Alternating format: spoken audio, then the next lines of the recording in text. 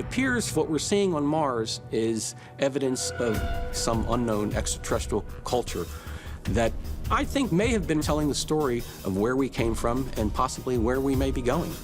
On July 25, 1976, one of the NASA scientists poring over the first high-resolution images from Mars spotted something that made him lean forward in his chair. He rubbed his eyes, blinked, and then reached for a magnifying glass, because on the surface of Mars, 140 million miles away, there on the grainy black and white print, he could swear he saw a gigantic human-like face staring back at him. Viking lander photographs, it was discovered that there was this weird-looking structure that looks for all the world in the Viking photos like a face. Not just any face, but a face a mile wide, complete with two sunken eye sockets, a pronounced nose ridge, and a slightly curved mouth.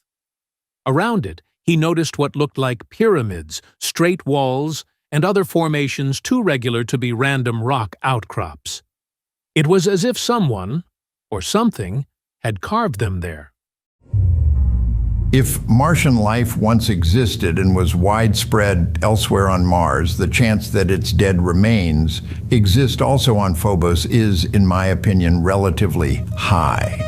This is because numerous small asteroidal impacts on Mars eject Martian surface material, and the ejecta is relatively easily transferred to Phobos.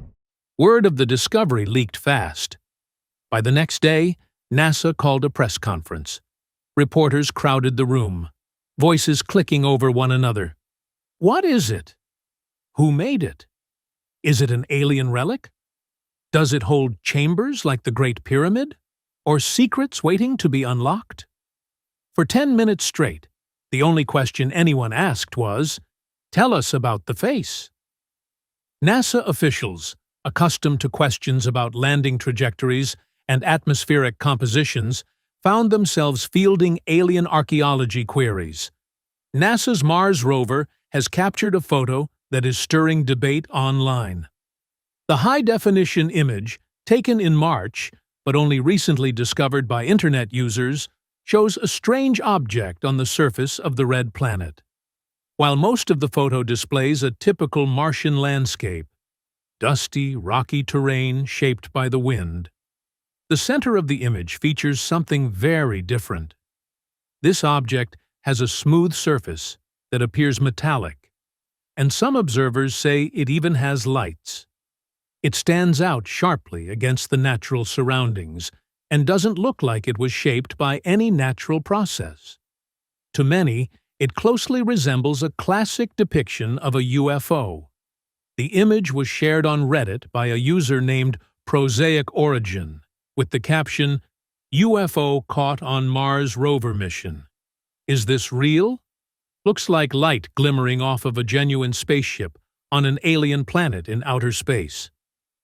The photo quickly drew attention, especially among UFO enthusiasts who believe this could be proof of intelligent life beyond Earth. Some commenters, however, offered more down-to-earth explanations. A user named Once Returned pointed out that the rover had been taking images near its own landing debris around that time. According to them, the strange object may simply be a piece of the rover's entry equipment. They noted, "The object certainly appears to be artificial, but there's nothing particularly alien about it.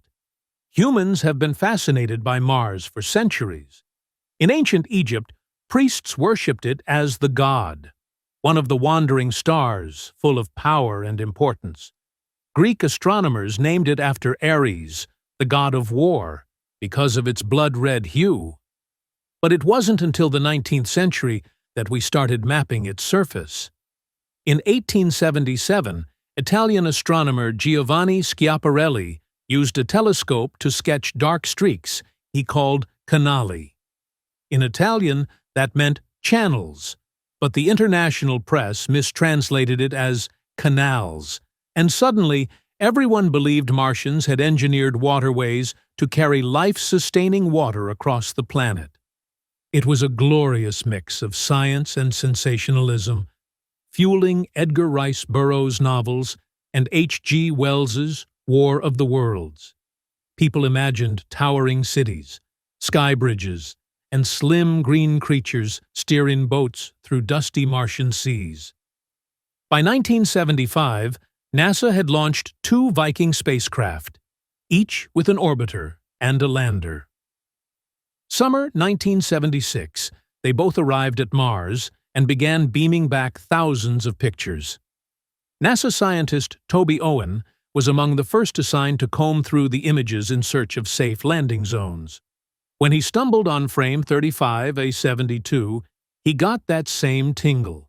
The Cydonia region boasted a mesa shaped exactly like a human face, flanked by what appeared to be right-angled walls and stepped structures. He flagged it, and NASA promptly released the photo, hoping to showcase the probe's success and drum up excitement. They certainly succeeded. The press went wild. News anchors led with "Face on Mars," tabloids splashed it across their covers, and every late-night radio host reveled in Martian conspiracy theories. But within days, NASA felt the story had gotten out of hand. So they slotted in a bulletin. "Don't worry. When we snapped another shot hours later, the face disappeared. It was just a play of shadows." That statement ended coverage in mainstream outlets, and most folks never asked to see the second photo. After all, if NASA said it was gone, who would doubt them? Meanwhile, the landing site for Viking 2 was still under debate. Cydonia looked ideal: flat terrain, decent lighting, intriguing geology. Yet, mere days after the face photo dropped, NASA announced Viking 2 would touch down in Utopia Planitia, a stark, empty plain. One scientist grumbled it was like landing in the Sahara, hoping to find an oasis. Was NASA avoiding Cydonia? Did they fear the rover would stumble on something even more earth-shattering than a face? Because here's the thing about monuments: they rarely stand alone. The pyramids at Giza weren't solitary. They were part of a sprawling necropolis. If an intelligent Martian culture sculpted a colossal head, they'd likely build temples, plazas, and other supporting structures around it. And guess what? Cydonia hides more oddities. There's the city square, a cluster of 4 pyramidal knobs arranged like a courtyard. Nearby sits the fortress, a collapsed dome that reads like a ruined pyramid. Then there's the so-called D and M pyramid, named for NASA image scientists Vince DiPietro and Greg Molinar, measuring over a mile tall, 5-sided symmetrical down 2 axes. That's unlike any natural hill on Earth or Mars. You can write off one weird shape as chance. 2? Fluke. But multiple formations in close proximity? That draws attention. Errol Torin, a satellite imaging specialist with the Defense Mapping Agency, took one look and declared them artificial. He spent his career distinguishing natural landforms from man-made objects, and the D&M pyramid left him gobsmacked. No natural geomorphic process can account for a 5-sided structure with such precise symmetry.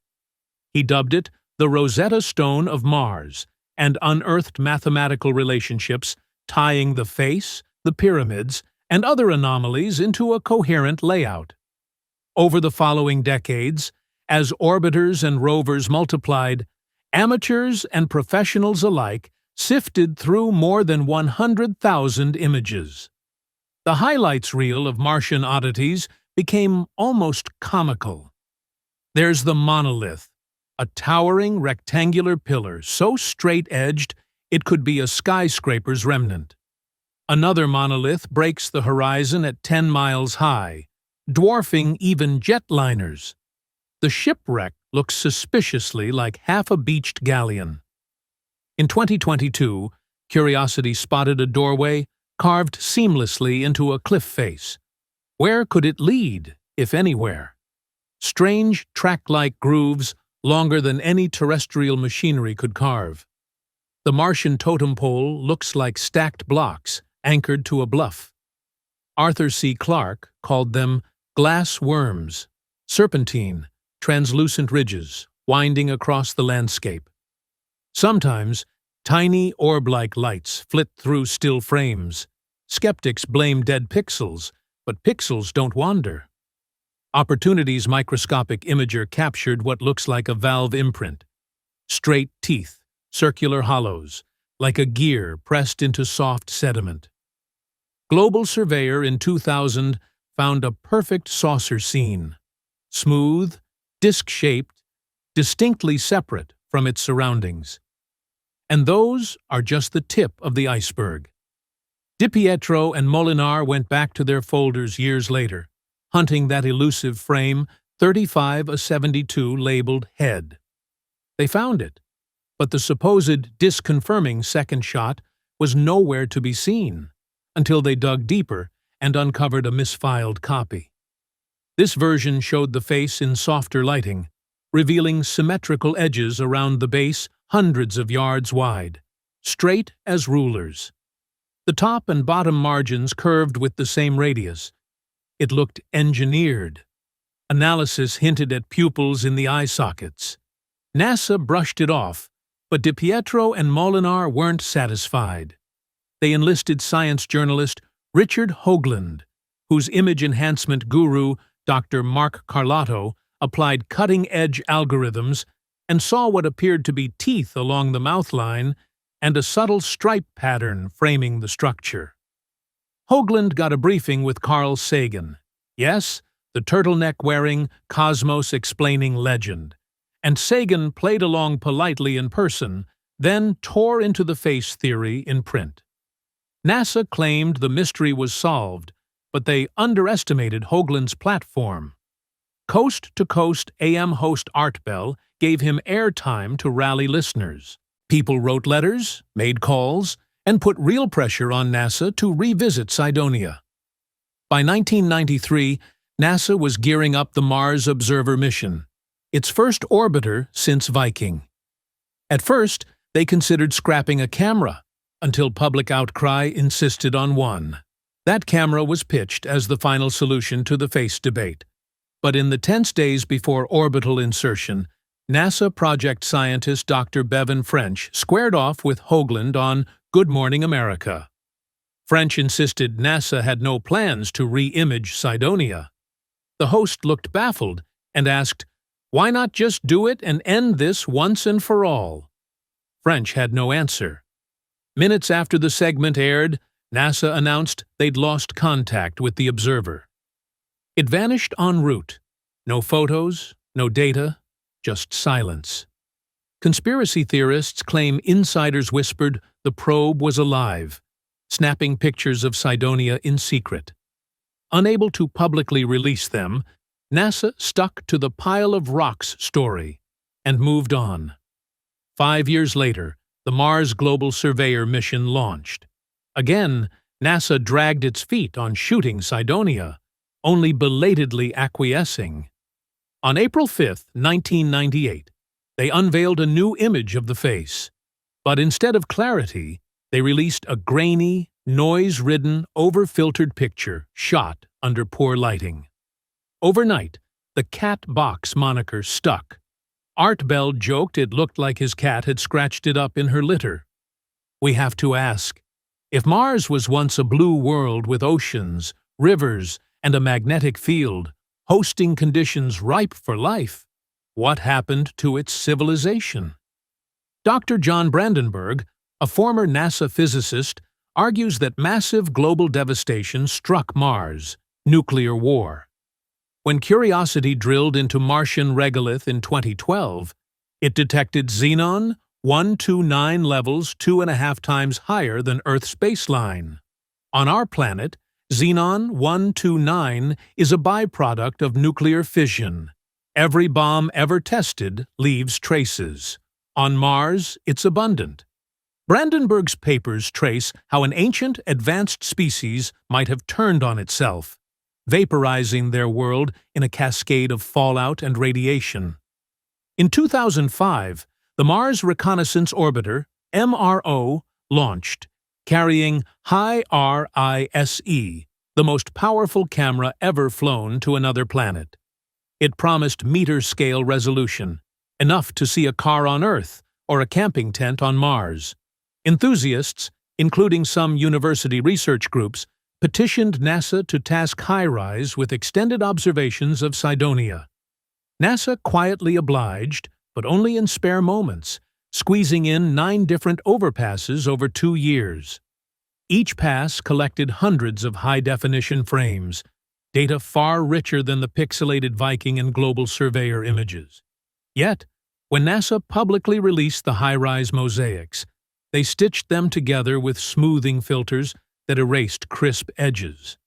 The face emerged again, but its features were muted, bathed in a rosy glow that camouflaged the harsh ridges and straight lines. Outrage bubbled up in niche online forums. Amateur cartographers downloaded the raw HiRISE data from NASA's public archive and assembled their own mosaics. They sharpened contrasts, ran edge detection algorithms, and performed 3D relief modeling to exaggerate contours. What they saw convinced them more strongly than ever. The face, pyramidal ruins, even corridor-like depressions linking one structure to another. They posted animated fly-throughs that made viewers feel as though they were soaring above an abandoned city, dodging towering obelisks and broken columns. In 2012, Curiosity rover landed in Gale Crater, far from Cydonia. That mission was tasked with finding signs of past habitability, water-worn rocks, organic molecules, clay beds, nothing to do with ancient architecture. But Curiosity's Mastcam occasionally caught distant vistas of strange mesas near the horizon. Its science team always labeled them in slide decks as Mount Sharp Facies or Aeolus Mons Outcrop. But to the conspiracy community, every odd shadow and ridge fueled fresh speculation. Meanwhile, orbital radar scans from MRO's Sharad instrument detected subsurface layers that might explain buried structures, but NASA interpreted them as sedimentary deposits or lava flows. The real frenzy broke in 2015, when private company Planet Labs began launching swarms of tiny imaging satellites with daily revisit rates. Planet's archive included low-resolution shots of Cydonia dating back to 2014 and up through the present. Conspiracy bloggers pored over time-lapse stacks, looking for seasonal changes. One claimed a pyramid looked more intact in winter, as if snow or dust filled in gaps. Another claimed the face's mouth curved upward at dawn, mimicking a smile when the sun peeked over the horizon. Planet Labs, more transparent by design, provided images with accurate color and no smoothing filters. But their 3-meter resolution still wasn't enough to satisfy hardcore watchers. The mainstream media, meanwhile, yawned. For most outlets, the Cydonia story was an ancient meme, last relevant in the 1990s. Any new coverage was relegated to the tech or oddities pages, if it appeared at all. CNN ran a Mars Mysteries segment in 2018 that briefly mentioned Cydonia, sandwiched between coverage of dust storms and asteroid impacts. National Geographic published an online Q&A called Face on Mars, What We Really Know, which concluded it was a hill and moved on.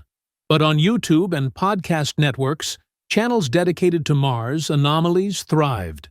They logged thousands of hours in live streams where hosts cross-faded between NASA audio leaks, enhanced Cydonia panoramas, and interviews with ex-NASA staff. Then, in 2019, NASA's InSight lander began measuring Marsquakes and digging shallow trenches. Some seismic data hinted at hollows beneath Cydonia, as if cavities existed under its surface. NASA scientists published papers explaining these as lava tubes, natural tunnels formed by molten rock. But data resolution was too low to conclusively prove anything. Once again, they promised future missions would bridge the gaps. Back to the waiting game. So that's where we stand, on the edge of a new era. We've passed the Viking Age, lived through the global surveyor and MRO epochs, ridden the Curiosity and Perseverance rovers, and seen high-res color on our phones. Yet the face of Cydonia endures, a whisper from our cosmic past. Even if every geologist's interpretation is correct, and every anomaly can be explained by natural processes, you can't erase the collective human desire to imagine that we're not alone, and that perhaps, long ago, another civilization flourished, built monuments, and then vanished, leaving only stone sentinels to watch the skies. So, what are your thoughts on these mysteries? Let us know in the comments below, and thanks for watching this video.